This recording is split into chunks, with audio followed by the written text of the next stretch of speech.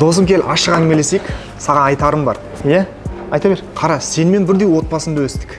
Бірдей мектеп, бірдей колледжде оқыдық. Иә. Қысқасы жағдайымызда бірдей, дұрыс па? Дұрыс. Бірақ сен менен бұрын үйлендің, көлік алдың, өзіңе керемет үй салдың. Қысқасы жетістіктерің өте көп. Неге сондай жетістіктер менде жоқ, досым?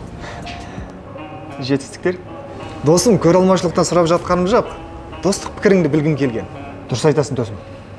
Менің көзге көрінетін біршама жетістіктерім бар. Бірақ сенің өзіңнің де өзіңе лайықты жетістіктерің бар ғой. Қандай?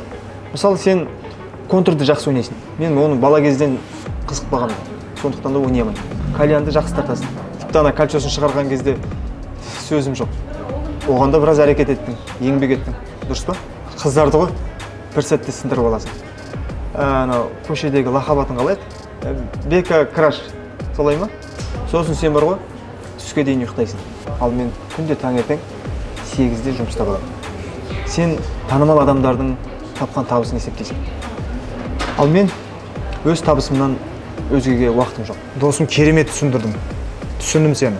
Бұл өмірде жетістікке жетпеген адам жоқ. Тек арман мен мақсатты дұрыс таңдап, әрекетті дұрыс жасасаң, бәрі де дұрыс болады. Уақытыңды арзан дүниеге жұмсама. Әлі жассың ғой, әрекет ет. Сонда біраз жетістіктерге жетесің.